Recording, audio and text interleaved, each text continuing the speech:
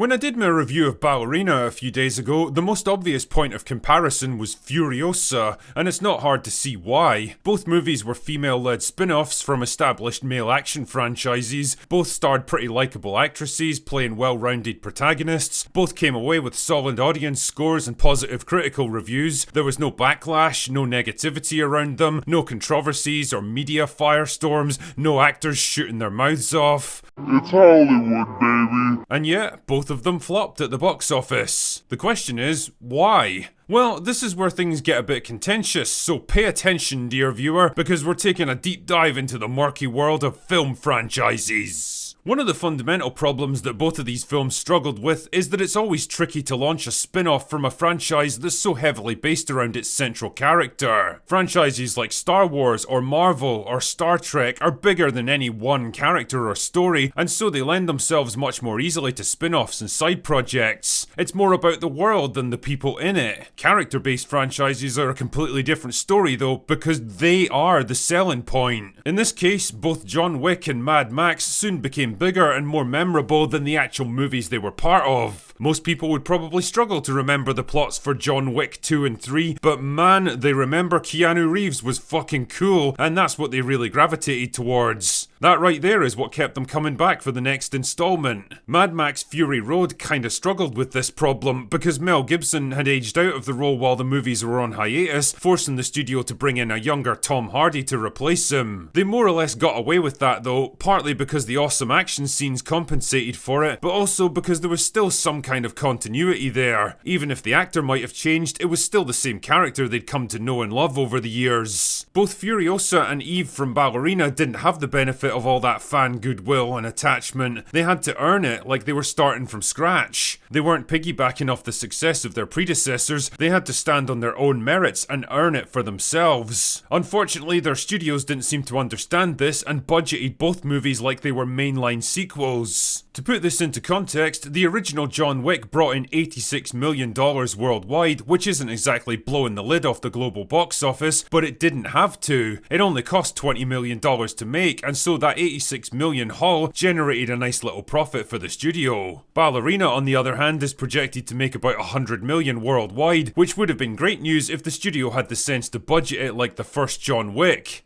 But they didn't. It cost $90 million to make, more than 4 times as much as the first movie, and so it needs to make 4 times more to turn a profit. And clearly, it's not gonna make it. It's the same story with Furiosa. That film brought in $178 million worldwide, which would have been great news if it had cost 40 or 50 million, but it didn't. It cost $168 million. That's insane for a movie with an unproven character from a franchise that always specialised in low-budget action thrillers. My point here is that spin-offs generally don't generate as much interest or as much revenue as the original movies, and if both studios had been realistic about what these films could actually achieve and adjusted their expectations and budgets accordingly, they might have ended up turning a solid profit instead of being depressing flops. Now, that's the business side of the equation, but there's a much bigger problem that's brought down both of these films. A cultural backlash that's been building up for years now and has finally exploded harder than me after a particularly strenuous session with Tatiana. The fact is, audiences today are getting a bit fucking sick of girl boss movies because they've had nothing but girl boss movies shoved down their throats for the past decade or so. And in particular, they're sick of seeing their favourite male-led franchises getting taken over by unlikable, arrogant, abrasive and infallible feminist power fantasies, usually written by talentless hacks and embittered activists who they're commanded to like and respect simply because they've been crowbarred in to replace someone far more popular. Fan bases don't work like that. The big pop culture franchises are the most obvious and high-profile examples of this, but the truth is that it's spread to almost all facets of entertainment. Like, how many times have you been told that some old movie or TV show is getting a revival,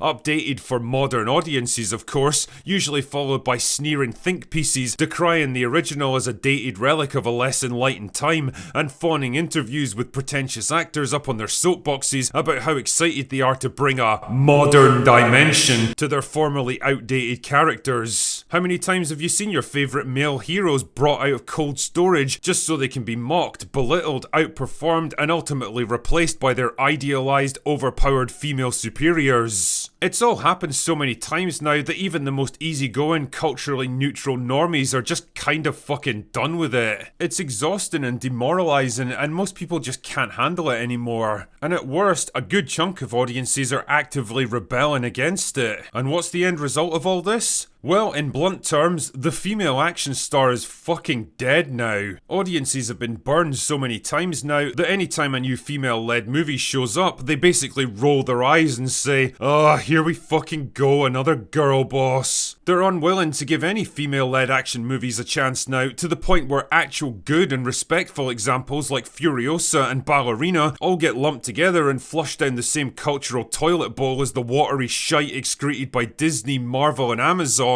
And when I think about it, that really is a shame, because believe it or not, there was once a time when we really did have it all. Go back as recently as the 2000s or even the early 2010s and we had a whole bunch of established female-led franchises like Resident Evil, Underworld, Tomb Raider, Kill Bill and The Hunger Games. And you know what? Nobody fucking complained about them then. There were no boycotts or backlashes or cultural warfare raging around them. Nobody cared because they existed alongside male-led franchises instead of trying to replace them. There was enough room for everyone, and there still is today. The problem is that the well has been poisoned to such an extent that it's treated more like a battle to the death that only one side can walk away from, instead of a fun and vibrant genre that encourages new ideas and opportunities. One of the fundamental rules of the universe is that every action has a reaction, and if your action is to spend years shitting on male heroes just to elevate low-quality female replacements, then guess what? The reaction is that audiences will stop watching what you make, whether it's good or bad.